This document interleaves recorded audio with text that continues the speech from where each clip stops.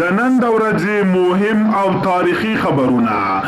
ولسمشر محمد اشرف غنی نن بیا څنګه د خلکو زړونه وګټل. ولسمشر غنی د دولت د قاضي الملي کنفرانس کې عدالت د ثبات احساس دی. غصب تاریخ نه لري او دولتي ملاکو هر غصب چې شوی د دین او د افغانستان د قوانینو پر اساس باید بیرته وګرځول شي. غاصب د افغانستان د راتلونکي نسل غل دی او زه ورته په هیڅ صورت اجازه نه ورکوم. ولسمشر محمد اشرف غنی نن د ملي کنفرانس کې دا خبرې وکړلې. هر ولایت کې بیا پولیس څنګه د خلکو زړونه وګټل. د ننګرهار ولایت خوږیانۍ ولسوالۍ له روغتون څخه یو نوی زیږیدلی ماشوم چې وی میرمنې له لور تښتول شوی و پولیسو له لورې د تښتونکو له منګولو خلاص او خپلې کورنۍ ته وسپارل شو. امریکا څنګه طالبان تورن او ویل د جګړې غوښتونکي دي.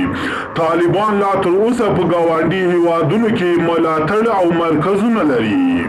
د امریکا پوځ د مرکز قومنداني پخوانی قومندان جنرال جوزف ډانفورد وایي طالبان په سیمه کې د پاکستان او ایران په څیر ملاتړي هیوادونه او په دغو هیوادونو کې فعال مرکزونه لري.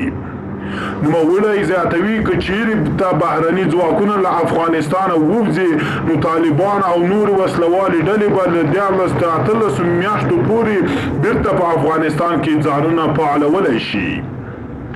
په وینا یې افغانستان امریکا او متحدینو ته لوی خطر جوړولی شي.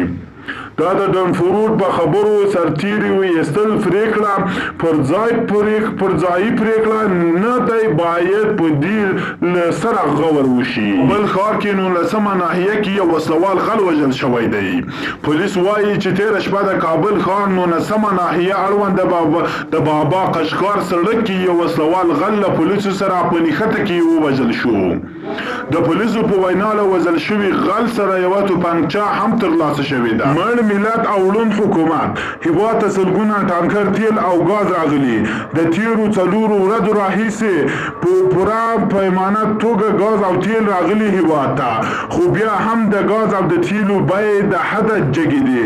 که څارنه ونه شي او ملت چوپ پاتې شي د هر شي قیامتونه به هم داسې لوړ شي. د خوست ولایت ښار کې د نیالګیو کېنول 3 ورځنۍ میله پیل شوه.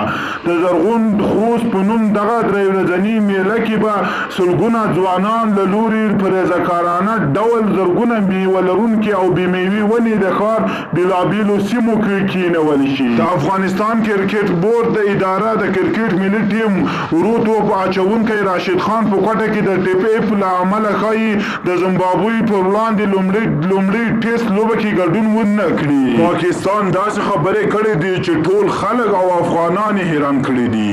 د پاکستان پوځ د عامه اړیکو مسؤل جنرال بابر په افتخار ویلي افغانستان اوس د نوي مکلیزو افغانستان نه دی او طالبان د بیا ځلې لپاره نشي نیولی. او زیاته کړې چې پاکستان به په دې برخه کې د طالبانو ملاتړ هم ونه کړي.